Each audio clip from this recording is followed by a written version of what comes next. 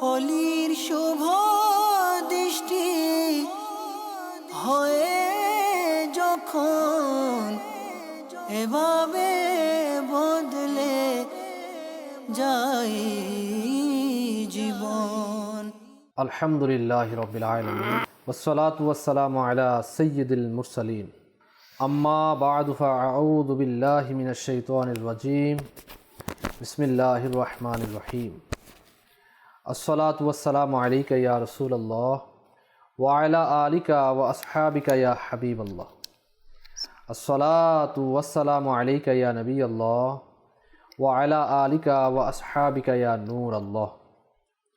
অনুষ্ঠান ইলম ও হিকমতের বাণী নিয়ে উপস্থিত হয়েছি। ইলম ও হিকমতের বাণী অনুষ্ঠানে আমরা বিশেষত কিবলা শেখ তরিকাত আমির আহলে সুন্নাত হযরত আল্লামা মাওলানা বিলাল মুহাম্মদ ইলিয়াস আত্মার কাদেরী দামাত বরকাতুল আলিয়ার যে ইলম ও হিকমতে পরিপূর্ণ প্রশ্নোত্তরমূলক অনুষ্ঠান মাদানী মুজাকারা থেকে কিছু বিষয়বস্তু নিয়ে আলোকপাত করা হয়। বিগত যে মাদানী মুজাকারাগুলো হয়েছে, তো আমরা ইনশাআল্লাহ তাআলা আজকেরও এগুলো নিয়ে আলোচনা করব। আমাদের সাথে যথারীতি আমাদের মনোয়ার ভাই রয়েছেন ইনশাআল্লাহ তাআলা।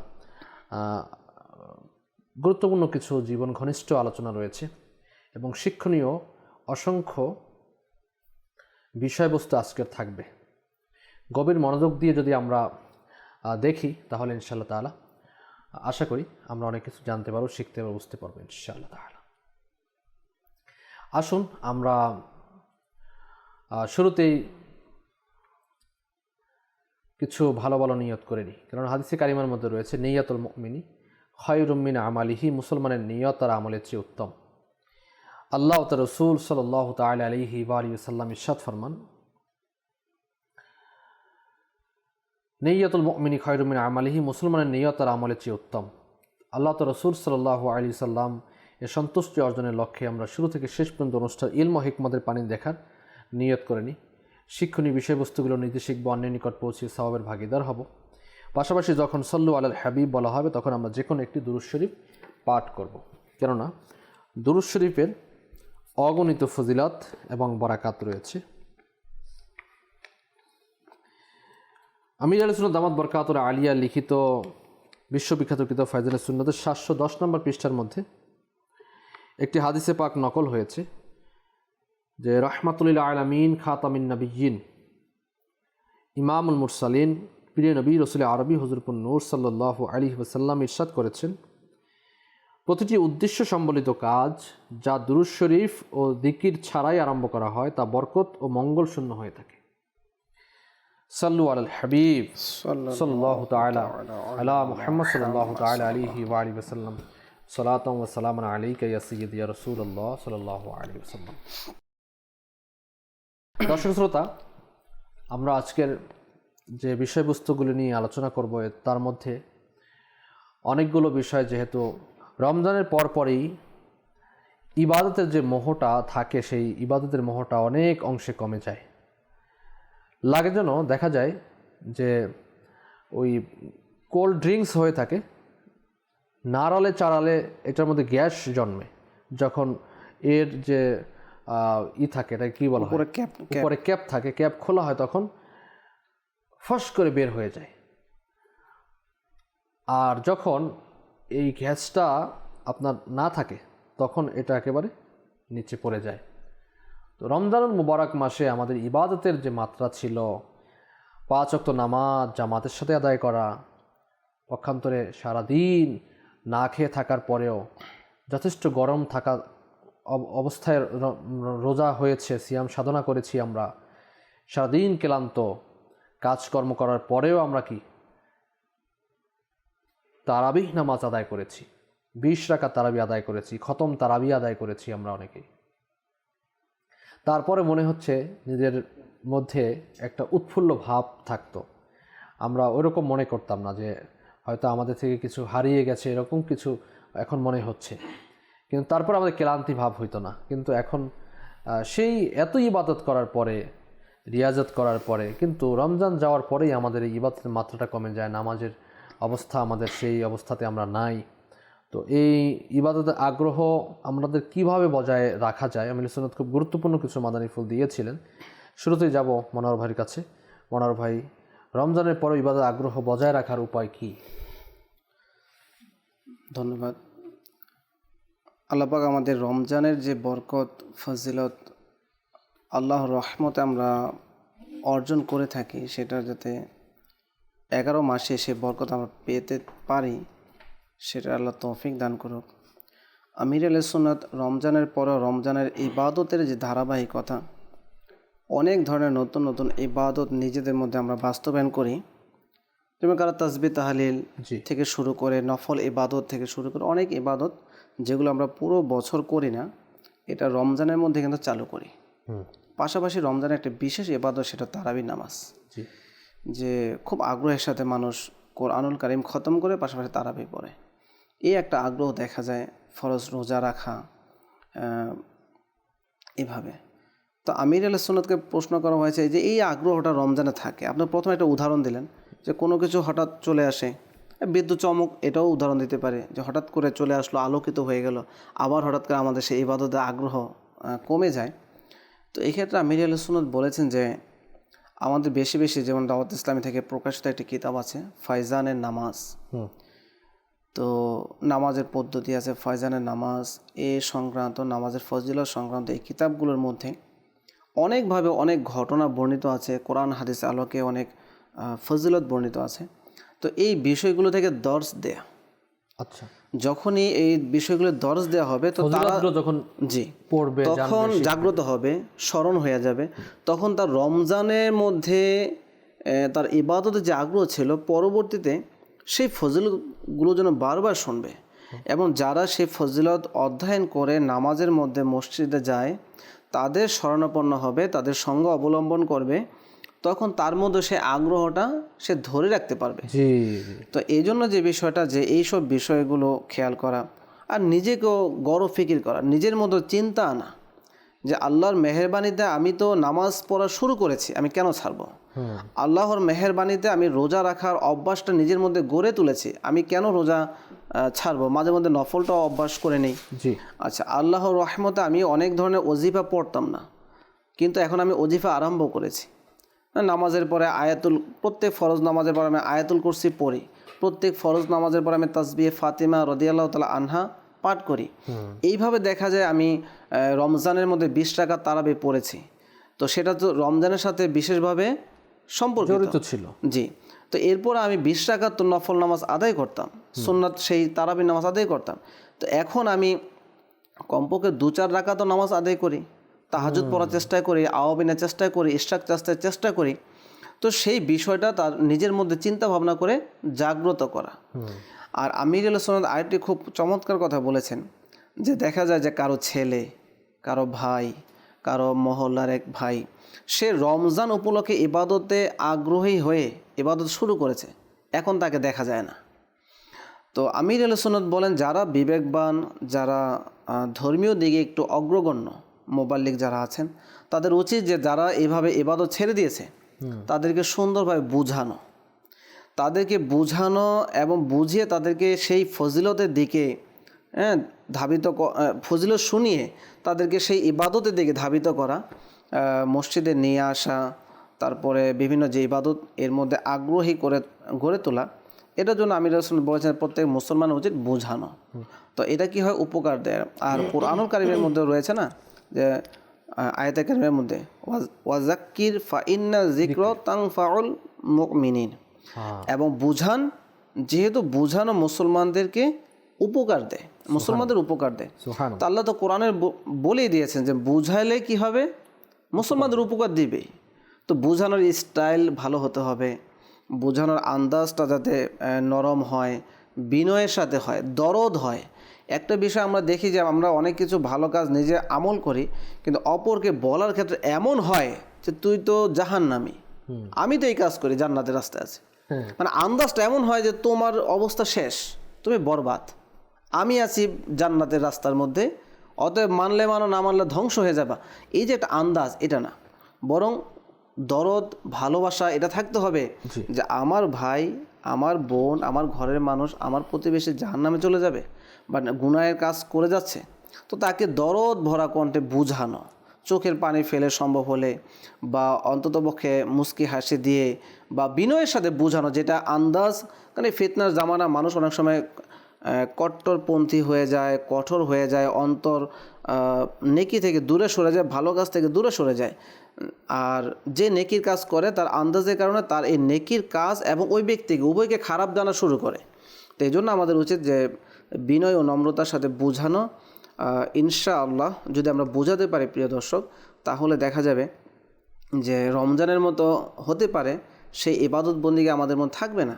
কিন্তু যদি 20 রাকাত নফল নামাজ, তারাবি নামাজ পড়ে থাকি, 2 রাকাত পড়ারও ইনশাআল্লাহ আগ্রহ জাগবে। ফরজ ইবাদতগুলো সঠিকভাবে আদায় করার ইচ্ছে আমাদের মধ্যে জাগ্রত হবে। আর বিভিন্ন তাসবিহ তাহলিলের মাধ্যমে নিজেকে ইবাদতের মধ্যে মশগুল রাখতে আমরা সক্ষম হব। জি, খুব সুন্দর কথা বলেছেন।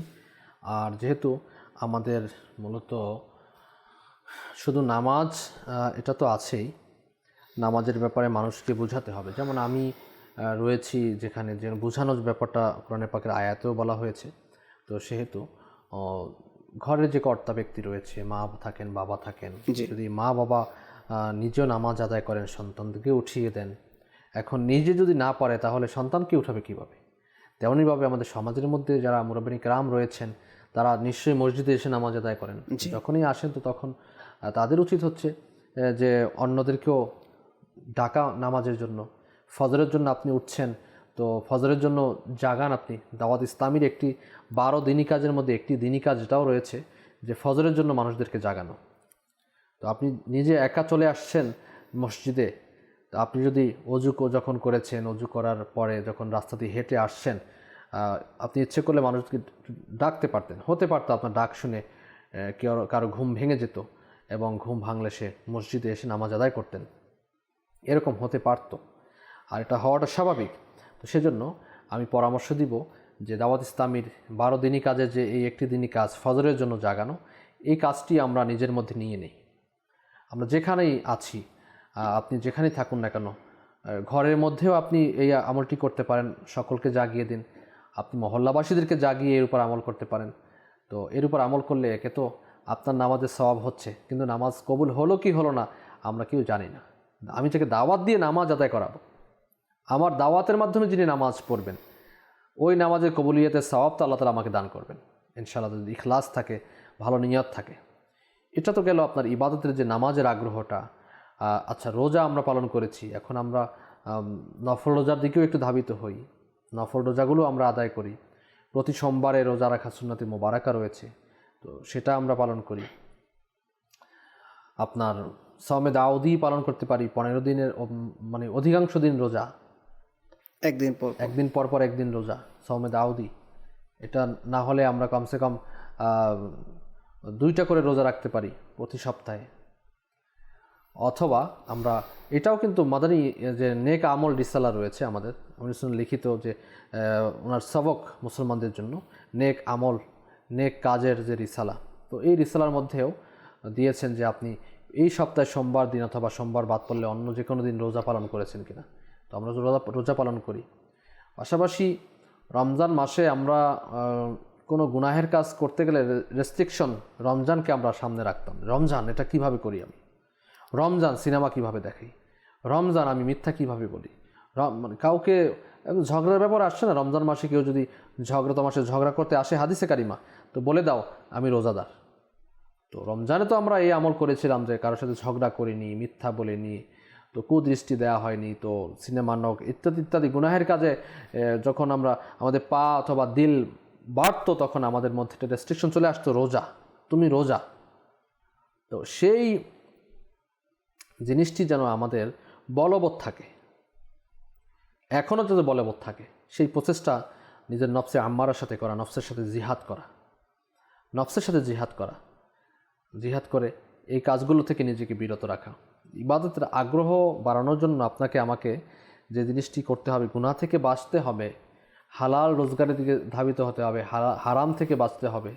যখন হালাল খাদ্য পেটে যাবে তখন দেখবেন অটোমেটিক্যালি আল্লাহ তাআলার ভয়, আপনার ইবাদতের মধ্যে আপনার মনোযোগ, আকর্ষণ, এগুলো সব কিছু চলে আসবে ইনশাআল্লাহ তাআলা। এগুলো তো গেল এক প্রকারের। আচ্ছা, রমজানের মধ্যে আমাদের সাদেকা করার একটা খুবই প্রবণতা ছিল। জি, সাদেকা অনেকে আছে দৈনিক সাদেকা করতেন, সাদেকায় ফিতর আদায় করেছেন, জাকাত প্রদান করেছেন। আচ্ছা, এখন অনেকের মাইন্ড এমন হতে পারে রমজান মাস আমি এত টাকা দিলাম, এখন আবার দান সদকা করবো, এটা কিভাবে হয়?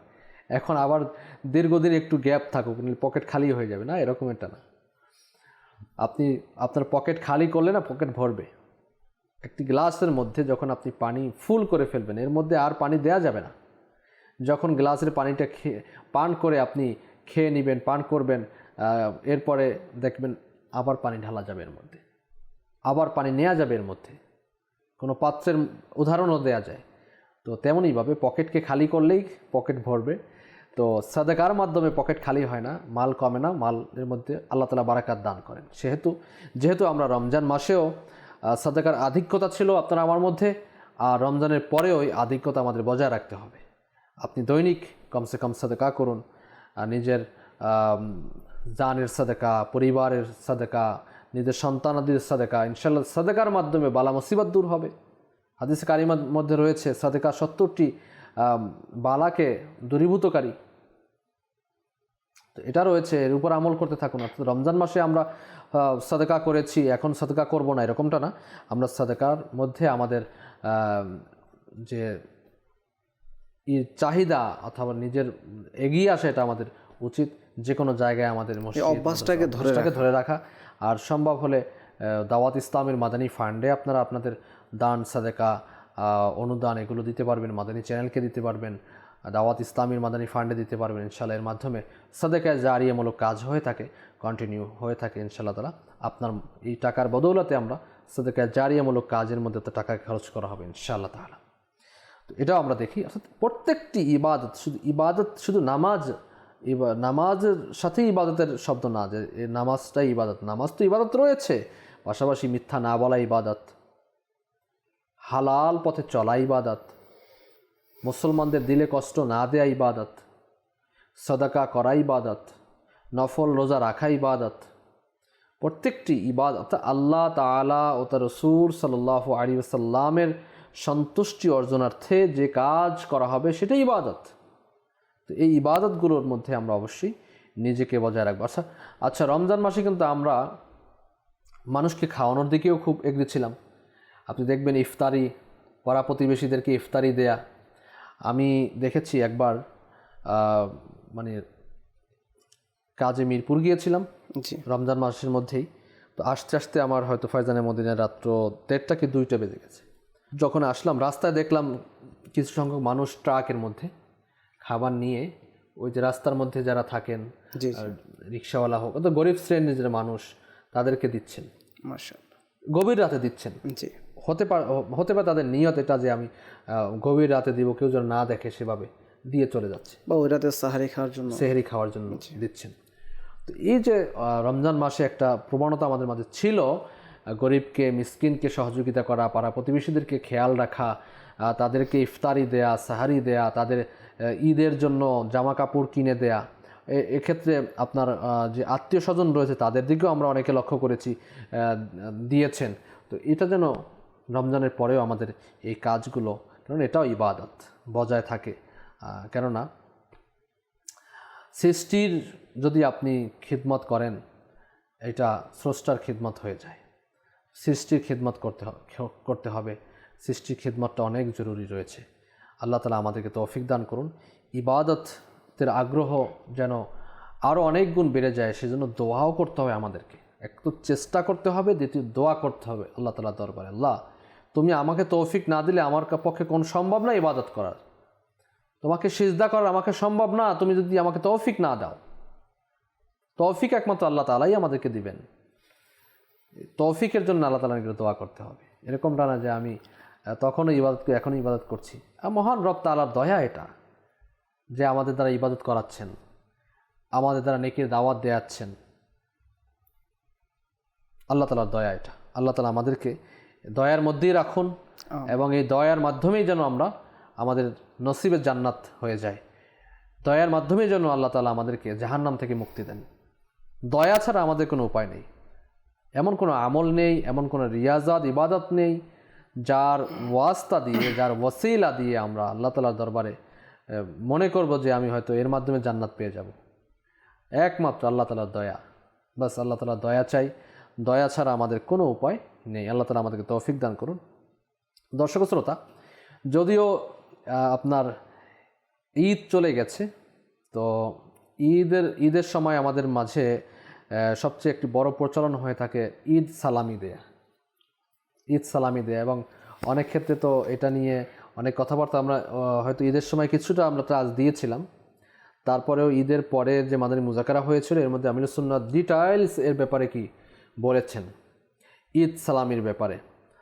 ঈদ সালামি দেয়া যারা নাবালক বাচ্চাদেরকে আমরা দিয়ে থাকি, নানা তার নাতিকে দিয়ে থাকে, দাদা তার নাতিকে দিয়ে থাকে, চাচা তার ভাতিজাকে দিয়ে থাকে, ভাতিজিকে দিয়ে থাকে, মামা তার ভাগনা ভাগ্নিকে দিয়ে থাকে, ইত্যাদি ইত্যাদি। এরকম আমাদের সমাজের মধ্যে অনেকেই ঈদ সালামি দিয়ে থাকেন। সেটা 10 টাকা হোক, 20 টাকা হোক, অথবা 1000 টাকা হোক, 2000 টাকা হোক, আর উপরে হোক, এরকম কিছু ঈদ সালামি দেয়া হয়। এটা তো একটা রয়েছে। আর এটা আমার মনে হয় ঈদের সাথে সম্পৃক্ত তো থাকেই, পাশাপাশি পুরো বছরই দেখা যায় যে কেউ বাড়িতে আসলো বেড়াতে, অথবা মামা চাচা দাদা নানা নানি খালা খালু অনেকে রয়েছে, তো তারাও কি এই ওনাকে ঈদ সালামি তো বলা হয়, এমনি সালামি বলা হয়, খুশি হয়ে গিফট করে থাকে, উপহার সামগ্রী দিয়ে থাকেন। সন্তান জন্ম হলে, তো বড় হলে, অথবা প্রথম কোলে নিয়ে টাকা পয়সা দিয়ে দেওয়া হয়। তো এই যে আপনার কিছু উপঢৌকন দিয়ে থাকে আমাদের সমাজ প্রচলন রয়েছে, এটা তো একটা রয়েছে। আর আরেকটা জিনিস হচ্ছে বাচ্চাদের জন্য নির্দিষ্ট করে দেয়া, যে এটা হতে পারে, আমি প্রায় বলে থাকি, এটা আলোচনাও হয়েছে, আবার একটু আলোচনা করবো ইনশাআল্লাহ তাআলা, যে প্রথমে ঘরের মধ্যে এক সন্তান এসেছে, তার জন্য আপনি অনেক কিছু কিনেছেন, এখন সেই জামা কাপড়গুলো তো আর বড় হলে আর পরতে পারবেন, এখন সেগুলো তো রাখা আছে, আপনি এগুলো কাউকে দিতে পারবেন কি, অথবা দ্বিতীয় সন্তান আসছে, এখন সে পড়তে পারবে কিনা। শরীয়তের বিধান রয়েছে অনেক। শরীয়ত আসলে ইসলাম আমাদেরকে পুঙ্খানুরূপে আপনার দেখিয়ে দিয়েছেন। একজন দেখুন, আমি চিন্তা করছিলাম মনোহর ভাই, যে দেখুন ছোট বাচ্চা, তার ভরণ পোষণের দায়িত্ব মা বাবার। এখানে আল্লাহ পাক মহান রব তাআলা নবী পাক সাল্লাল্লাহু আলাইহি ওয়াসাল্লামের মাধ্যমে ইসলাম আমাদেরকে কত সুন্দর শিক্ষা দিয়েছেন। ওই যে ছোট বাচ্চারও হক রয়েছে, এই হকের প্রতি ইসলাম খেয়াল রেখেছে। আল্লাহু আকবার কাবীরা। অথচ আমরা এই ব্যাপারে অনেকেই অজ্ঞ রয়েছে, জানি না। আর জানলে হয়তো আমাদের মাঝে বয়ান শোনার পরে টেনে, আরে হুজুররা তো অনেক কিছুই বলে, এটা কি সম্ভব নাকি? আসলে সম্ভব। যারা আল্লাহওয়ালা রয়েছে, যারা আল্লাহকে ভয় করেন, আযাবের ভয় রয়েছে, শরীয়তের পাবন্দ হওয়ার জন্য নিজের মধ্যে একটা রয়েছে, চাহিদা থাকে যে আমি শরীয়তের উপর, ইসলামের মধ্যে পরিপূর্ণভাবে প্রবেশ করব। জি, ঠিক না? ইসলামের মধ্যে পরিপূর্ণভাবে প্রবেশ করার জন্য বলা হয়েছে কোরআনুল কারীমের মধ্যে, যে ইসলামের মধ্যে পরিপূর্ণভাবে প্রবেশ করো। তো যদি প্রবেশ করতে হয়, তাহলে সে আশা করি আমাদের এই কথার মধ্যে ইখতিলাফ করবে না, অথবা কটূক্তিমূলক কোনো কথা বলবে না। সে অকপটে মেনে নেবে যে লাব্বাইক, ইসলামী শরীয়ত যেহেতু এই কথা বলেছেন, তাহলে আমি এভাবেই আমল করতে পারি। দেখুন, একটা জিনিস হচ্ছে, একটি খানা আপনি ডান হাত দিয়েও খেতে পারেন, বাম হাত দিয়েও খেতে পারেন। বাম হাতেও খাওয়া যায়, আবার ডান হাতেও খাওয়া যায়। ডান হাত দিয়ে খেলে কি হবে? ইসলাম আমাকে বলেছেন, তুমি যে কোনো কাজ, খাবার হোক, কাজ হোক, ডান হাত দিয়ে খাও, ডান হাত দিয়ে করো। সুন্নাতে মোবারাকা রয়েছে, ভালো কাজ, যে কোনো ভালো কাজ, ঠিক না? বাম হাতে করার জন্য বারণ করা হয়েছে। এখন আমি যদি খাবারটাই বাম হাতে খাই অথবা করি, তো এটা দেখা যায় যে কি ইসলামের যে অনুশাসনটা আমি মেনে চললাম না। আমার এখতিয়ার রয়েছে, বিবেক বুদ্ধি আল্লাহ তাআলা দিয়েছেন, তো আমার উচিত হচ্ছে ইসলামের অনুশাসন মেনে চলা। তো মনোহর ভাই কী বলবেন, বাচ্চাদের সালামি তাদের জন্য ফিক্স করা অনেক একটা টপিক আমাদের একটা গুরুত্বপূর্ণ। আমির আলী সুন্নাত খুব চমৎকার বলেছেন যে আসলে সালামি এটার বিষয়ে আরেকটি প্রশ্ন চলে আসে যে করা হয়েছিল, সালামি এটা কখন থেকে শুরু হয়েছে? কোথাও এটাকে ঈদই বলে, আবার কোথাও সালামি বলে। আমাদের নর্মালি প্রচলিত এটা যে ঈদের সালামি যেটাকে বলা হয়, যে অনেকে সালাম বলে সালাম করো তারপর টাকা নাও, অনেকে আবার টাকা দিলে বলে আগে সালাম করে নিই। বিভিন্ন ধরনের পদ্ধতি আছে। তো আমির আলী সুন্নাতকে প্রশ্ন করা হয় যে এই সালামি কখন থেকে শুরু হয়েছে, কে কীভাবে শুরু করেছে? তা আমির আলী সুন্নাত বলেন যে কিছুটা এমন যে কিভাবে শুরু হয়েছে এই বিষয়ে আমি কোথাও পড়িনি, কিন্তু যখন থেকে আমি জন্মগ্রহণ করেছি তখন থেকে দেখি যে এই উত্তম একটা পদ্ধতি রয়েছে চালু রয়েছে মুসলমানদের মধ্যে, যে বড় ছোটদেরকে দেয়, ছোটরা অনেক সময় বড়দেরকে দেয়, বয়সের তারতম্য নেই। তো এইভাবে চলে আসছে, তো ভালো কাজ, এটা উত্তম একটি কাজ। তো এই সালামের বিষয়ে দেখা যায় যে অনেক কিছু আমরা জানি না, আমাদের জানার ইচ্ছাও নেই তেমন, ছোটোবেলা থেকে চলে আসছে। তো দেখা যায় তো এই বিষয়গুলো যখনই আমরা অনেক কিছু আলোচনা শুনি মাদানী মুজাকারের মধ্যে, অনেক কিছু মনে হয় যে নতুনের মতো। আচ্ছা, তো এগুলো নতুন নয়, 1450 বছর ধরেই এগুলো এই মাসআলা মাসাইলগুলো কিতাবের মধ্যে লিখিত রয়েছে, বা যেই মাসআলা লেখা নেই সেই বর্তমান প্রেক্ষাপটে যেই মাসআলা বের হয়, সমস্যার সম্মুখীন হতে হয়, সেটার সমাধানের ফর্মুলা, সূত্র, পদ্ধতি কোরআন হাদিস থেকে বের করে লিখে দিয়েছে কিতাবের মধ্যে উলামায়ে কেরাম, আলিমে দ্বীন, আল্লাহর ওলিগণ, মুস্তাহিদ ইমামগণ। জি, তো সেগুলোর আলোকেই এগুলো সমাধান করা। এটা সবাই বুঝবে যে অঙ্কের মধ্যে অঙ্ক করতে গেলে দেখা যায় সূত্রের প্রয়োজন হয়। তো সূত্র তো সেই এখন বর্তমানে আমরা আবিষ্কার করি না, আমরা শুনি a² + b² সূত্র কী দেওয়া আছে সেটা অনুযায়ী কিন্তু অঙ্ক করে ফেলে। তো ঠিক তেমন আমাদের ধর্মীয় বিষয়ে যে জটিলতা আছে বর্তমান প্রেক্ষাপটে, ইসলাম একটা পূর্ণাঙ্গ জীবন বিধান, কিয়ামত পর্যন্ত কোনো ইসলাম ধর্ম আসবে না। তো এই ইসলামেই কিয়ামত পর্যন্ত থাকবে। তো ইসলামের অনুশাসন ব্যবস্থা সব কিছু কিয়ামত পর্যন্ত এই কোরআনের বিধানেই মানতে হবে এবং আমরা মেনে চলছি। তো দেখা যায় এর মধ্যে সব কিছু রয়েছে, ইসলাম পূর্ণাঙ্গ জীবন বিধান, তো এগুলো রয়েছে। তো এর মধ্যে এই বিধানগুলো আছে। তো সালামের বিষয়ে যে বিষয়টা বলা হয়েছে যে ছোটরা যখন নাবালিগ থাকে তাদেরকে আমরা সালামি অবশ্যই দেওয়া উচিত এবং দেয়া হচ্ছে। কিন্তু এখানে যে বিষয়টা সূক্ষ্ম একটি বিষয়, যে নাবালিগ যখন সালামি পায় সেই সালামির মালিক সে নিজে। এই টাকা তার অভিভাবকদের মধ্যে পিতা, মাতা, বড় ভাই, বড় বোন কেউ এটা খরচ করতে পারবে না, এটা সম্পূর্ণই তার মালিকানায়। এখন সে তো অবুঝ, সে তো নাবালিগ, করবে, সে কি বুঝবে, এই জন্য বাপ মা খরচ করে দেবে। হ্যাঁ, এগুলো একটা চিন্তা থাকে। না এরকমও হয়, আপনি একটু অ্যাড করে দিই আপনার সাথে, জি জি, যে বাচ্চা বুঝে, যেমন 8 বছর 10 বছর হয়ে গেলে যথেষ্ট বুঝে, কিন্তু নাবালক কিন্তু। জি, তো যদি ওই সালামিগুলো পায় অথবা দেয়, তখন অটোমেটিক্যালি এগুলো মা বাবাই মানে নিয়ে নেয়। আর যদি হয় এটা একটু গরিব ঘর অথবা ওই রকমের না, জি, উচ্চবিত্ত না, জি, তখন তারা এটাকে কি সাংসারিক কাজে ব্যয় করে ফেলে। এটাই মানে এই টাকাটা সন্তানটা কিন্তু ভিতরে আফসোস থাকে, একটা জি, আফসোস থাকে। আবার অনেক সময় দেখা যায় যে বলেও দেয়, জি, হ্যাঁ আমার এত টাকা জমা হয়েছে, এত, আবার মা বাবা বলে এত আমার কাছে জমা আছে, জমা থাক, এভাবে কিন্তু অনেক ভেঙে ফেলে পরে দেখা যাবে। হ্যাঁ, তো এটাই যাই হোক আফসোস হোক বা না হোক, ইসলামের যে বিধানটা সেটা আমাদের জানতে হবে, মানতে হবে। আর ইসলাম সবসময় মুক্তির পথই বলে দেয়। তখন কি করতে হবে, এখন পিতামাতা যদি চায় যে সেই টাকা এই ছেলে, সন্তান, মেয়ে তারা উপযুক্ত খাতে খরচ করতে পারবে না, তা ইসলাম এটা বলে যে এই টাকাটা ওই সন্তানের জন্যই প্রয়োজনীয় জিনিস কিনে দেয়া, তার খাবার কিনে দেয়া, তার পোশাক কিনে দেয়া, তার খেলার সরঞ্জামাদি কিনে দেয়া, তার উপরে খরচ। তার ডাক্তারি এমন না যে 100 টাকা তার উপরে করলাম, 1 টাকা আমার উপর না, সম্পূর্ণ শতভাগ এটা, অথবা তার কল্যাণের জন্যই ফান্ড হিসেবে রেখে দেয়া। তো এটা এখন দেখা যায় যারা খরচ করে ফেলেছে, আমির আল সুন্নাতের কাছে এটাও প্রশ্ন করা হয়েছে যে এখন যারা খরচ করে ফেলেছে তারা কি করবে। তখন আমির আল সুন্নাত বলে যে অনেকে বলবে বাস তওবা করে নেই, সামনে থেকে দেখব। তো বিষয়টা এমন নয়। আসলে যখনই আমাদের মধ্যে প্রশ্ন জাগে, মনে রাখতে হবে যে জাহান্নাম থেকে বাঁচার ইচ্ছা এবং আল্লাহ তাআলাকে রাজি করার ইচ্ছার কারণে কিন্তু আমাদের এই ধরনের প্রশ্ন জাগে, মন মাইন্ড সমাধান এটা। তখন আমির হাসান বলেন যে আমাদের হিসাব করে নেয়া, যে আমি আমার সন্তানের, আমি আমার ছোট ভাইয়ের, আমি আমার ছোট বোনের কত এমন টাকা এই ঈদের সালামি যেগুলো তারা পেয়েছে, এমন কত নাবালিগ অবস্থায় কত টাকা আমি তাদের থেকে নিয়েছি। তো আমিরুল হাসান বলে এটা একটা হিসাব করা, এবং হিসাবের মধ্যে আমির আহলে সুন্নাত বলেন যে কম না হওয়া, একটু বেশি হোক। একটু বেশি হওয়া, এভাবে হিসাব করে তাদেরকে দিয়ে দেয়া এবং তাদের মালিকানা দিয়ে দেওয়া এবং আল্লাহর দরবার তওবা করা।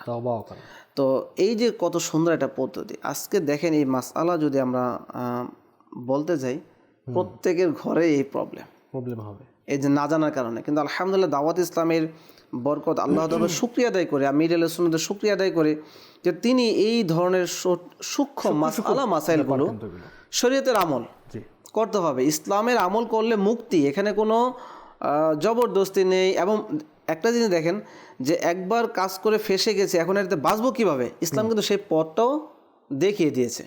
তো এই জন্য আমরা ঈদের সালামের বিষয়ে খেয়াল রাখবো। আর যে দেয় তার জন্য মাদানী ফুল হলো, আমির আহলে সুন্নাত খুব সুন্দরভাবে বলেছেন যে আমরা যখন দেব, উদাহরণস্বরূপ আমাদের আলফেসানি ভাইয়ের সন্তানকে দিলাম, তো তখন কী করবো, এই নিয়ত করা যে আমি এই ঈদি, এই সালামি, এই টাকা, এই উপহার দিলাম তো তার বাচ্চাকে, কিন্তু তার হাতে দেবা এটা কোনো প্রবলেম নেই, কিন্তু নিয়ত করবে এটা যে এই টাকার মালিক আলফেসানি আত্মারি, এই টাকার মালিক অমুক ব্যক্তি, তাকে বলে পিতা মাতা সকল কাজে খরচ করতে পারবেন, জি বলে দেয়া। তখন কি হবে, দেখা যায় যে এটা কাজ হয়ে যাবে এবং গুনাহও হবে না, গুণামুক্তভাবে পরিবার চাইলে, আপনি যেটা বললেন গরিব অনেক ফ্যামিলি আছে যে তারা তো ঈদই পায় না, তাদের সন্তানাদি পায়, বিভিন্ন জায়গায় গরিব দেখে দেয়, তো দেখেন মা বাবা ওটা করতে পারবে। তো যারা আমরা সালামি দেই, আজকে যারা আমরা নতুন শুনলাম, তাদের উচিত হবে যে সামনে থেকে এটা দেয়। খুব সহজ, একজনকে আমি খেলনা কিনে দিতে চাচ্ছি, খাবার কিনে দিতে চাচ্ছি, এখানে খেলনা আছে, আপনার জামা কাপড় আছে, ঈদের সিজনেও দিয়েছে, তো মা বাবাও কিনে, সেক্ষেত্রে কি মানে একটা কি করা যায়? কারণ এই ঘরেই আবার পরবর্তী সন্তান আসবে, জি আল্লাহ করুক, অথবা আছেও, সেগুলো এই বিষয়টা আমির আহলে সুন্নাত ক্লিয়ার করেছেন। আসলে এই টপিকটা খুব ব্যাপক এবং আমির আহলে সুন্নাত খুব ব্যাপকভাবে আলোচনা করেছেন। তা আমরা চাইবো যে প্রত্যেকটা বিষয়ে সংক্ষেপে যাতে সেই মাদানী ফুলগুলো উপস্থাপন করে দেয়। পোশাকের ক্ষেত্রে যেটা, অনেকে তার সন্তান হওয়ার পরে কেনাকাটা করে, পোশাক কেনে, খেলনা কেনে ইত্যাদি, তো দেখা যায় যে এগুলো পরার পরে এটা কিন্তু ওই বিশেষ নিয়ে তার জন্য, যে জায়েদের জন্য এই পোশাক, জায়েদের জন্য এই খেলনা, তখন কি করে যে সে আস্তে আস্তে বড় হতে থাকে, পোশাক তো ছোটো হতে থাকে, তো সেগুলো জমা করে রেখে দেয় দামি পোশাক, দেখা যায় নেক্সটে যে আসবে তার জন্য রেখে দেয়।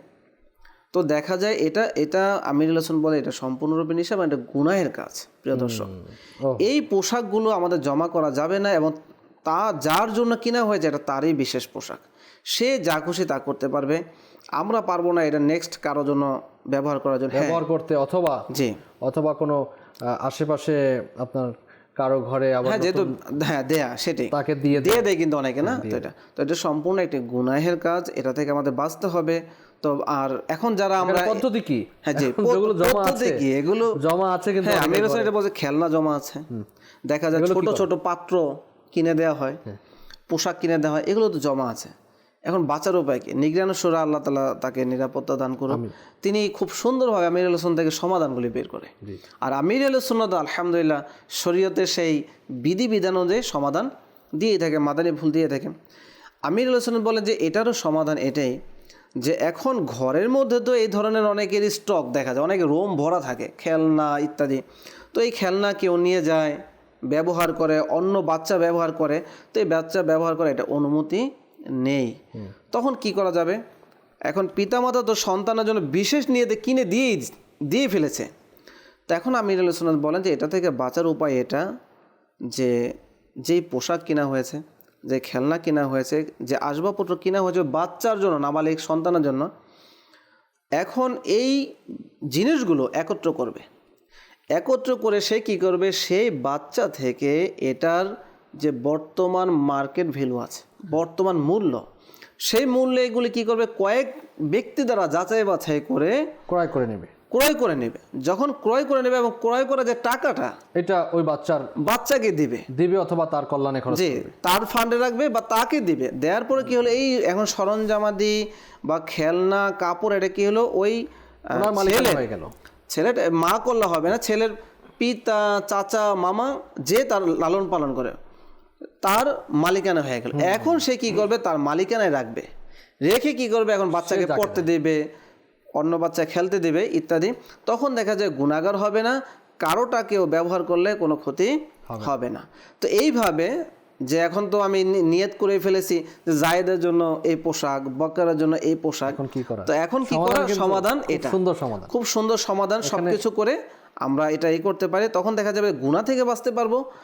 আর এই চর্চা আমাদের করতে হবে অবশ্যই, কারণ শরীয়তের আমল করলে এর মধ্যে মুক্তি রয়েছে, কখনো কিন্তু অকল্যাণ নেই। অকল্যাণ নেই। এখানে আরেকটি জিনিস আমি শেয়ার করতে দর্শকদেরকে, যেহেতু টপিক চলছে, জি, আপনার ওই ছোট বাচ্চারা অর্থাৎ 6 বছর থেকেই আমরা হয়তো এর আগেই, এখন তো স্কুলে দেয়া হয়, তো 6 বছর আগেই স্কুলে দেয়া হয়, এখন 6 বছর থেকেই বুঝ হয়ে যায়। অথবা ওখানে কিন্তু ওই স্কুলের মধ্যে কিছু আপনার হয়, খেলাধুলা হয়, জি, আপনার প্রতিযোগিতামূলক কিছু হয়। তো প্রতিযোগিতায় কেউ পাশ করলে অথবা ফার্স্ট সেকেন্ড থার্ড হলে তাদেরকে স্কুল কর্তৃপক্ষ তাদেরকে গিফট দেয়।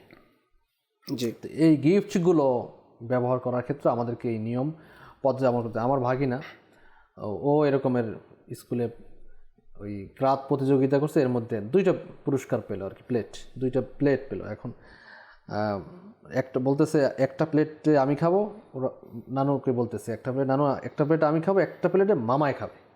এখন আমাকে যখন নিয়ে আসছে আমি বললাম যে আমি তো এর মধ্যে খাওয়া যাবে না, কারণ এত ওর মিল্কিয়াত।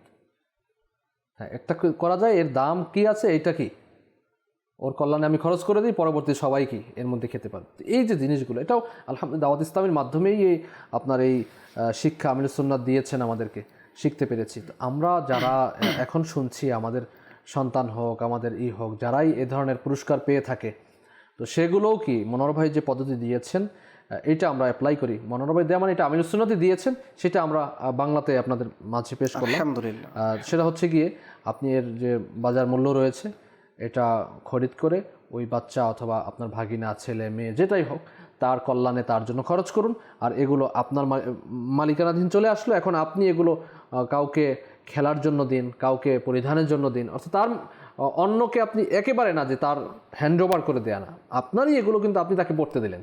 আছে না যে আপনার প্যান্ট শার্ট আছে, আপনার কোনো বন্ধু আসলো যে ভাই একটা প্যান্ট দে, আমি এক জায়গায় যাবো, আমার প্যান্ট ধৌত করা নেই, অথবা শার্ট দে, আমার এক জায়গায় যাবো, আমার শার্টগুলো ধৌত করা নেই। অথবা আমরাও লাইভে আসছি, হয়তো ইমামা শরীফ ধৌত করা নেই, মনে হবে আপনার পাগড়িটা একটু দেন, ইমামাটা একটু দেন, আমি পরে নিই, জি, ঠিক না? তো এটা আমার হয়ে যায় না, ওনারই আছে, কিন্তু পড়ার পরে আবার দিয়ে দিলাম। তো এরকম আমরা করিনি। আল্লাহ তাআলা আমি এখানে আরেকটু অ্যাড করব যে একটু সহজ, আমিরুল সুন্নাত এই বিষয়টি বলেনি, কিন্তু আমি বলতে চাচ্ছি এই জন্য যে সহজ, অনেক আমরা এটা কীভাবে করব। জি। তো আমরা জানি যে একটা ছেলে, সে কিন্তু যদি আগে না হয় তা তার সর্বোচ্চ 15 বছর 1 সেকেন্ড হলে সে বালিগে উপনীত হয়। তো এই প্রবলেমগুলো তো নাবালিগ সময়ের মধ্যে, আর মেয়েরা তো আরও আগে হয়ে যায়। জি। তো যাই হোক, এখন এই অল্প বয়স, তো প্রতি বছর 2টা ঈদ আসে, এভাবে যদি আমরা হিসাব করি 30টা ঈদের মধ্যে যদি মনে করেন ছেলের সালামি পাওয়ার ধরন তো আমাদের জানা আছে যে কে দেয়, কত দেয়। তো এইভাবে দেখা যায় যে হিসাব করলে বের হয়ে চলে আসবে, খুব সহজে আমরা এটা বের করতে পারি। আর 3000 টাকা বের করে কি করব, ওই ছেলেকে বলবো যে এটা তোমার, তুমি বৈধ পন্থায় খরচ করো, তো এটা সহজ হয়ে যায়। ঠিক আছে, তা বেশিও আসতে পারে, কমও আসতে পারে, হিসাব করা। হ্যাঁ, পরিস্থিতি দেখে, আত্মীয় স্বজনের ধরন দেখে, অনেকে 5 টাকা দেয়, অনেকে 10 টাকা দেয়, কেউ 100 টাকা দেয়, কেউ 500 টাকা দেয়, ধরন এক এক ফ্যামিলিতে এক এক রকম। তো ওই হিসাবে যদি আমরা হিসাব করে নিই, তাহলে দেখা যায় আমরা অতি সহজে বাঁচতে পারবো। তো ওটাকে অত জটিল কিছু মনে করার কোনো সুযোগ নেই। বাস যে আল্লাহর জন্য, আল্লাহ সন্তুষ্টের জন্য, আল্লাহকে রাজি করার জন্য আগে বাড়ে, আল্লাহ তাআলা তাকে রহমতের চাদরে ঢেকে নেন এবং তার জন্য রাস্তাকে সহজ করে দেন। আল্লাহ তাআলা আমাদেরকে আমল করার তৌফিক দান। আমিন আমিন। কিছু কল রয়েছে, আমরা ইনশাআল্লাহ তাআলা কলসের দিকে একটু যাই, এরপরে খুবই গুরুত্বপূর্ণ টপিক রয়েছে আমাদের কাছে। জি, কল চালিয়ে। মাশাআল্লাহ, মারহাবা। মাদানী চ্যানেলের মধ্যে এখন যে প্রোগ্রাম চলতেছে, আলহামদুলিল্লাহ, এই প্রোগ্রাম অনেক বেশি ভালো লাগে, সবসময় দেখা হয়। আলহামদুলিল্লাহ, আজকেও দেখার সৌভাগ্য অর্জন করছি। আল্লাহ তাআলা যদি হায়াত রাখে হয়তো বা সামনেও দেখার সৌভাগ্য হবে। আলহামদুলিল্লাহ, খুবই গুরুত্বপূর্ণ একটি প্রোগ্রাম, যেখান থেকে আমরা অসংখ্য ইলমে দিন হাসিল করার সৌভাগ্য হচ্ছে আলহামদুলিল্লাহ। দোয়া করি আল্লাহ তাআলা আরো বেশি বেশি মাদানী চ্যানেলের উন্নতি দান করুক, আরো বেশি বেশি এর প্রোগ্রাম করার তৌফিক দান করুক। আল্লাহ আযজা ওয়া জাল্লা আমাদের সকলকে মাদানী চ্যানেলের ফয়েজে বরকত দান করুক। আসসালামু আলাইকুম ওয়া রাহমাতুল্লাহি ওয়া বারাকাতুহু। ওয়ালাইকুম আসসালাম রহমতুল্লাহি ওয়া বারাকাতুহু। মাশাআল্লাহ, আল্লাহ তাআলা আপনাকেও খুব খুব বারাকাত দিক। নিজে দেখুন, অপরকে দেখতে উৎসাহিত করুন। Next call. Mohammad Alamgir Hossain, Matiranga, Khagrachhari committee. আপনাদের মাদানের চ্যানেলটা আছে, অনেক ফজিলত আছে, অনেক শিখার আছে, অনেক বোঝা, অনেক ভালো লাগছে আমার। জি জি জি, মাশাআল্লাহ। নেক্সট। ব্রাহ্মণবাড়িয়া থেকে বলছি, মোহাম্মদ আমির হামজা। আপনাদের যে মাদানী চ্যানেলের কাছে আমরা সবসময় দেখি, অনেক ভালো লাগে। সবাইকে মাদানী চ্যানেল দেখার জন্য আহ্বান করি, আমাদের জন্য দোয়া করবেন ইনশাআল্লাহ ইনশাআল্লাহ। ইয়াগফিরুল্লাহু লানা ওয়া লাকুম ওয়া লাহুম। জি, নেক্সট। কসবাতানা, আমার নাম মোহাম্মদ আব্দুল্লাহ। আপনাদের চ্যানেলটা প্রতিদিনই দেখি আর কি, শিয়া ভালো লাগে। নিজে দেখুন, অপরকে দেখতে উৎসাহিত করুন। সাল্লু আলাল হাবিব সাল্লাল্লাহু তাআলা আলা মুহাম্মদ সাল্লাল্লাহু আলাইহি ওয়াসাল্লাম। মাশাআল্লাহ। আপনারা আমাদেরকে অভিমতগুলো পাঠাতে পারেন, টিভি স্ক্রিন নাম্বারগুলো প্রদর্শিত হচ্ছে, এর মধ্যে কল করে। যে টপিকটি আলোচনা করতে চাচ্ছি তা হচ্ছে, আমাদের মাঝে রমজান মাস অতিবাহিত হয়ে গেছে। রমজানের পরে শাওয়াল মাসে আমরা 6টি রোজা রেখে থাকি। এর ফজিলাতে গুরুত্ব অনেক রয়েছে, আমরা অনেকেই জানি, অনেকেই এর গুরুত্ব জানি, তারপরেও অনেকে অবহেলা অবজ্ঞা করে ছেড়ে দেই আর রাখি না। না রাখলে গুনাহও নেই, কেউ যদি না রাখে যে গুনাহ হবে এরকমটা না, কিন্তু রাখার অনেক ফজিলত রয়েছে। আসুন ফজিলতগুলো জানি এবং রাখার নিয়ত করবেন ইনশাআল্লাহ। জি, 6 রোজার বিষয়ে প্রশ্ন করা হয়েছিল যে কখন রাখা, কিভাবে রাখা, এবং ফজিলত অনেক।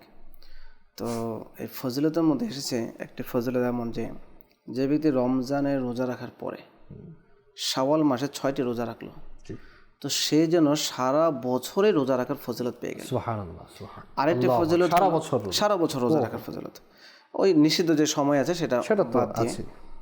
আর ফজিলতের মধ্যে এসেছে যে ওই ব্যক্তি এমনভাবে গুনাহ থেকে পাক হয়ে যায়, যেমন আজকে এসে মায়ের পেট থেকে জন্মগ্রহণ করলো, এরকম। তো এই জন্য যে আমাদের শাওয়াল মাসের রোজাগুলি রাখা প্রয়োজন। আর আরেকটি কনসেপ্ট মানুষের মাঝে আছে, যেটা এমন যে বিশেষ করে মহিলাদের মধ্যে বেশি, যে ঈদের পরের দিনই রোজা রাখতে হবে। আচ্ছা, এই একটা কনসেপ্ট আছে, এবং অনেকে এটাকে খুব জোরালোভাবে মানুষের কাছে প্রচার করে, অনেকে শর্ত মনে করে যে দ্বিতীয় দিন একটা রোজা রাখতেই হবে, এরকম। তো মনে রাখতে হবে যে এটা আমিরুল সুন্নাত বলেন যে এমন কোনো শর্ত নেই।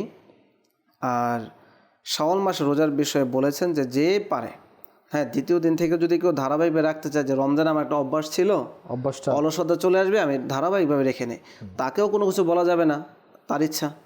কিন্তু আমরা এটা জানি যে পুরো শাওয়াল মাসের মধ্যে সে যখন ইচ্ছে এই মাসের মধ্যে 6টা রোজা সে সম্পন্ন করে নিতে পারলে সেই ফজিলত সে পেয়ে যাবে। তো এইভাবে যদি আমরা পুরো মাসের মধ্যে 6টা রোজা রেখে নিই, আর আল্লাহর রহমতে যদি আমরা পুরো রমজান মাসে রোজা রেখে থাকি, তাহলে দেখা যায় আল্লাহ তাআলা পুরো রমজান মাস, পুরো বছর রোজা রাখা যে ফজিলত সেটা আমরা অর্জন করতে পারবো।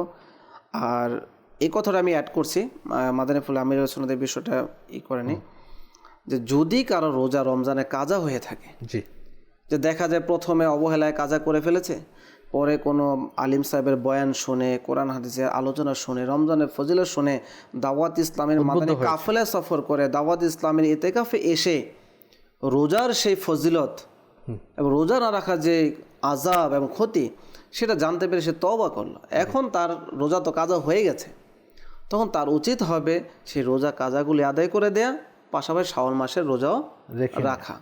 তো এইভাবে করলে ইনশাআল্লাহ আল্লাহ তাআলা রাজি হবে, আর পাশাপাশি আমাদের ইবাদতের যে আগ্রহ এবং ধারাবাহিকতা সেটাও ঠিক থাকবে। এখানে আরেকটা জিনিস হচ্ছে, আমাদের মহিলাদের ক্ষেত্রে তাদের যে বিশেষ দিনসমূহের জন্য যারা রোজা কাজা করেছিলেন, মানে ভেঙে ফেলতে হয়েছে, জি, তো অনেকের প্রশ্ন থেকেই যায় যে আমরা কি করব, আগে কাজা রাখবো না আগে 6 রোজা রাখবো।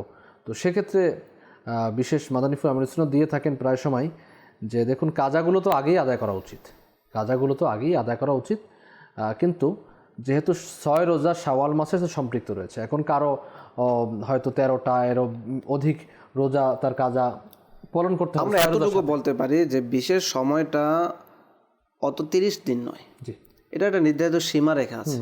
তো এই রোজাগুলো যেতে সে ছেড়ে দিয়েছিল সেটারও একটা নির্ধারিত সীমারেখা আছে। তো সে রেখে তারপর শাওয়াল মাসে রোজা রেখে নেয়। রোজা রেখে নেই। হ্যাঁ, যদি দেখা যায় 6টা রাখতে পারলো না, যতটা রাখতে পারলো ততটাই রাখবে।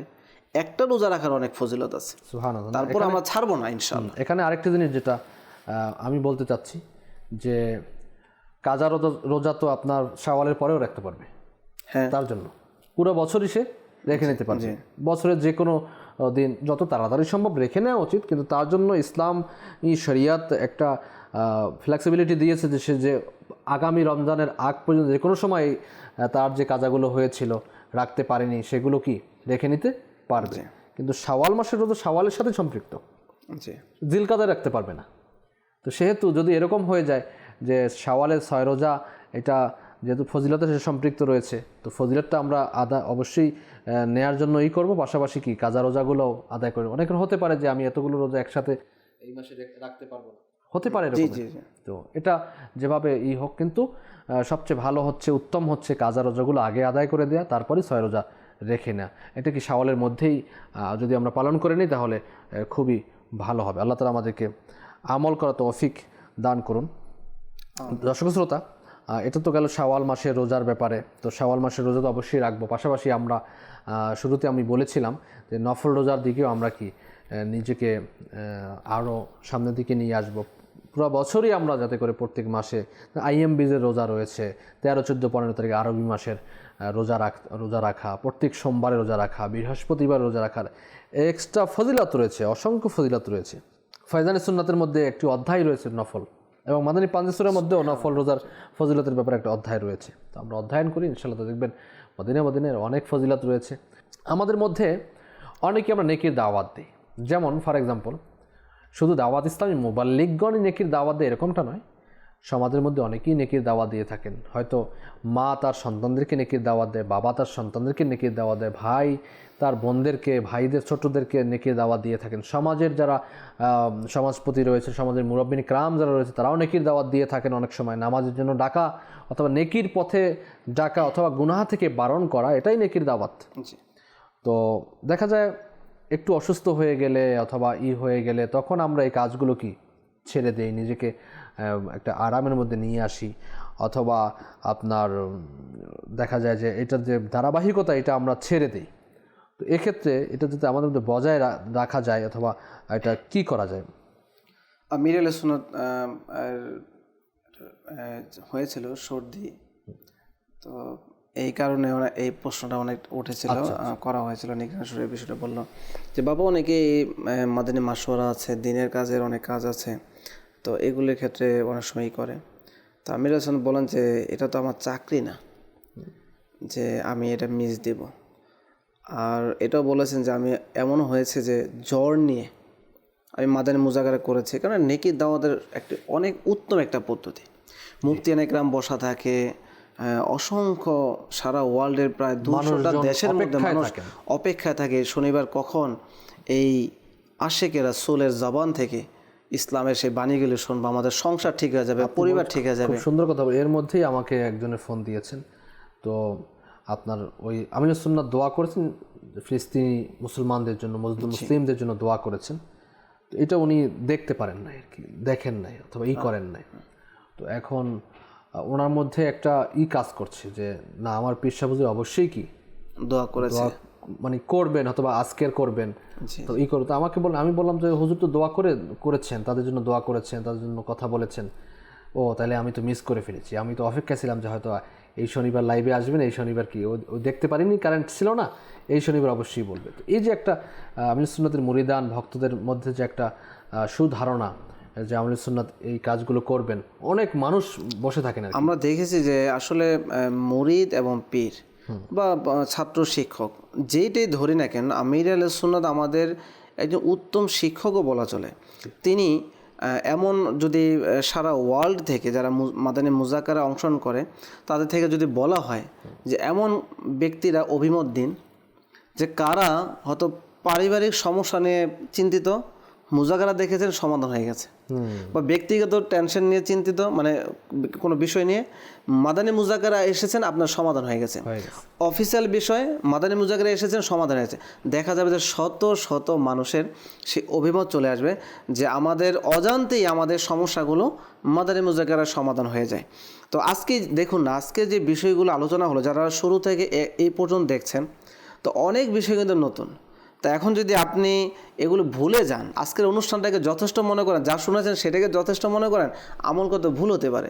এজন্য আমির আলাইহিস সালাম বলেন বাহারি শরীয়তের মধ্যে হিবা, হ্যাঁ, তো এই অধ্যায় আছে, জি এটা আছে বিষয়। আমরা যে উপহার বিভিন্ন আলোচনা করলাম, তো এই বিষয় আছে। তো যারা বাহারি শরীয়ত পড়তে পারেন বা যারা পড়তে পারে না, তারা আশিক রাসূল ওলামায়ে কেরামের শরণাপন্ন হয়ে এই মাসআলাগুলি বিস্তারিত জেনে নিতে পারেন। যে আজকে মাদানী মুজাকারা আপনাকে উৎসাহিত করলো, আলহামদুলিল্লাহ, এই অনুষ্ঠান সোশ্যাল মিডিয়ার মধ্যে থেকে যাবে। আরেকবার দেখুন, একবার নয় 3 বার দেখুন, দেখে মাসআলা বুঝে আমল করুন, এটাও হতে পারে। তো এইভাবে যে বিষয়গুলো যদি আমরা স্মরণ করতে পারি, মনে রাখতে পারি, তাহলে আমাদের অবশ্যই বরকত হবে। আর মাদানী মুজাকারা দেখা আর আমির আহলে সুন্নতের ডাকে সাড়া দিয়ে শরীয়তের উপর আমল করা, এটা আমাদের উচিত। ইনশাআল্লাহ এটার মধ্যে অনেক কল্যাণ বয়ে আনবে ইনশাআল্লাহ। ইনশাআল্লাহ তাআলা। আর মনে রাখবেন, সর্দি হওয়া, ঠান্ডা লাগা, জ্বর হওয়া, এটা আল্লাহ তাআলার রহমত প্রাপ্তির একটা মাধ্যম। আপনার ওই অসুস্থ আবিদ ইসলাম লিখেছেন এই বিষয়টা কিন্তু আমরা বলছিলাম যে ব্যক্তির মাথা ব্যথা হয়েছে, তিনি শুকরিয়া স্বরূপ 300 না 400 রাকাত 400 রাকাত নামাজ নফল নামাজ পড়েছেন। বলছেন যে এটা তো আম্বিয়ায়ে কেরাম আলাইহিসসালামের, যে অনেক সময় মাথা ব্যথা হতো, আল্লাহ তাআলা আমাকে না চাইতেই দিয়েছেন। উনি মাথা ব্যথার কারণে 400 রাকাত নফল নামাজ পড়েছেন। আল্লাহু আকবার। আর আমরা হলে এই যে প্রশ্নটা করেছিল যে আমরা একটু এই প্রসঙ্গ নিয়ে একটু এগিয়ে গিয়েছিলাম, তো আমি বলেন যে আমি তো আসলে এই যে নেকির কাজ, তো এটা তো আমার কোনো চাকরি নয়, এটা আল্লাহ রাসূলের সন্তুষ্টির জন্য। তো আমি জ্বর নিয়েও কি করেছি, এই মাদানী মুজাকারা করেছি, সর্দি নিয়েও করেছি। তো অনেকে বাস দোয়া করে সুস্থতার জন্য।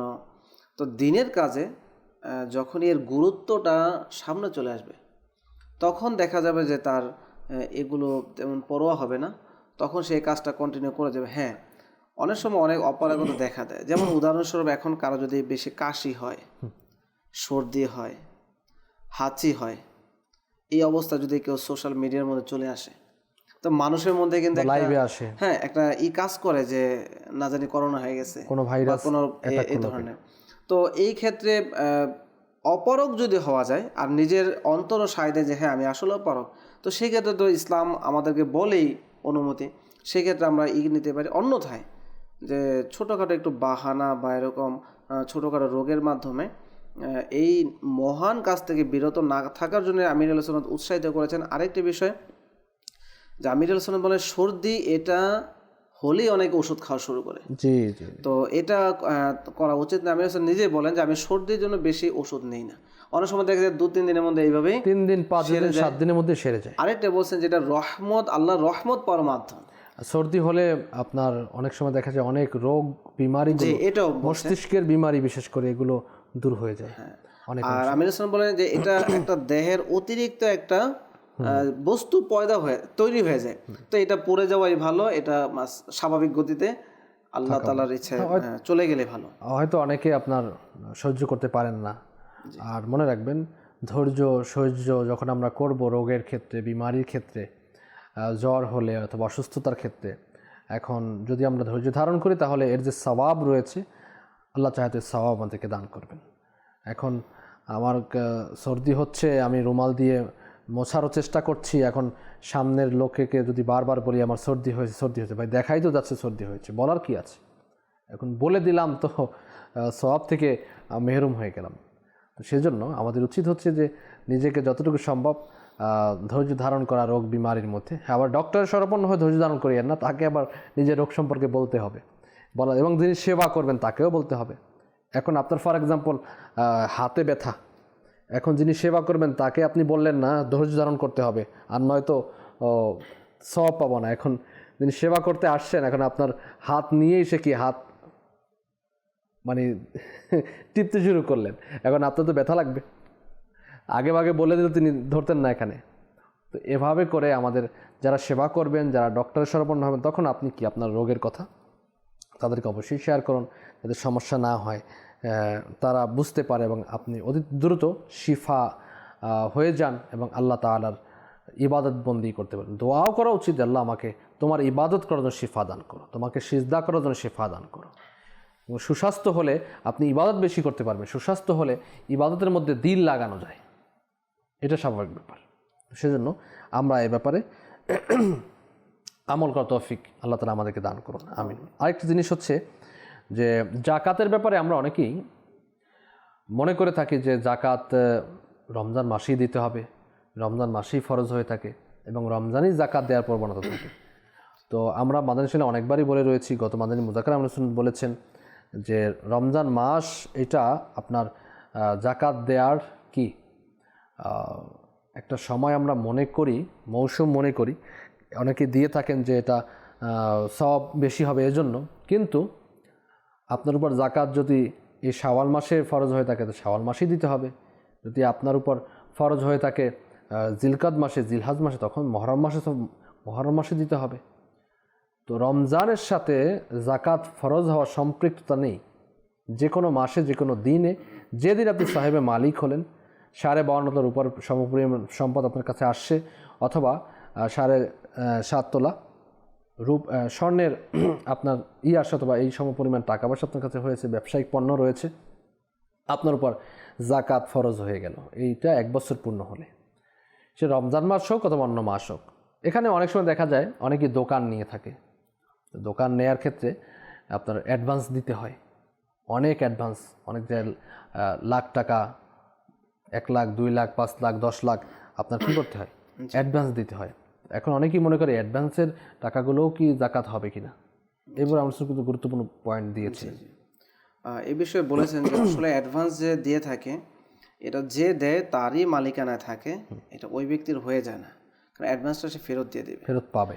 ওই ব্যক্তির দোকান থেকে যে ভাড়াটা পায় এটা তার ব্যক্তিগত, ওটা যখন তার নিসাবে পরিণত হবে, 1 বছর অতিবাহিত হবে, সেটা থেকে সে জাকাত দিতে পারে। কিন্তু অ্যাডভান্সে যে টাকাটা, যে অ্যাডভান্স দিল তারই থাকে। এই ক্ষেত্রে শরীয়ত তাকে যে সুযোগটা দিয়েছেন যে এই অ্যাডভান্সের টাকাটা যখন তার কাছে চলে আসবে তখন তার উপর জাকাত ফরজ হবে, অন্যথায় জাকাত ঠিকই কাউন্ট হবে, জাকাত ঠিকই কাউন্ট হবে। জাকাতের মধ্যে, হ্যাঁ, জাকাতের মধ্যে সেই টাকাটা তাকে হিসাব করতে হবে। এখানে আপনি আগে যে কথা বলেছেন এবং এটার সাথে আপনি যেটা বললেন, এখনও বললেন, এর সাথে আমি অ্যাড করি যে হ্যাঁ, দিয়ে দেওয়া উত্তম। আর সেটা হিসাব করতে হবে। জাকাতের ক্ষেত্রে 2টো কথা মনে রাখতে হবে, যে অনেকে যারা রমজানে দেয়, এটা মুফতি নেকরাম বলেছেন যে অনেকের কনসেপ্ট হলো রমজানে যেহেতু নেকির মধ্যে অনেক ফজিলত, এই জন্য অনেকের অর্থ সম্পদটাকে এমনভাবে সার্কেলে পরিণত করে যে এটা যাতে আমার জাকাতটা রমজানে আদায় হয়, এই একটা বিষয়, প্রবণতা। দ্বিতীয়ত আরেকটা হলো যে রমজানের মধ্যে দিলে একটা হিসাব করতে সুবিধা থাকে। আচ্ছা, ঠিক আছে, যে রমজান টু রমজান, ঠিক আছে।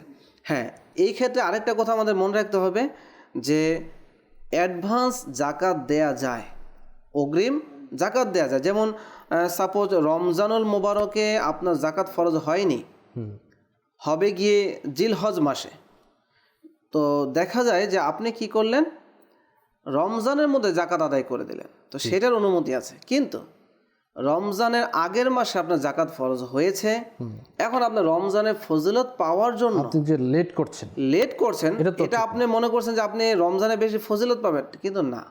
এই যে আপনি লেট করলেন শরীয়তের অনুমতি ছাড়া, সেটার জন্য আপনাকে শরীয়ত অনুমতি দেয় না, এবং সেটার জন্য আপনাকে আযাব ভোগ করতে হবে ইচ্ছাকৃতভাবে।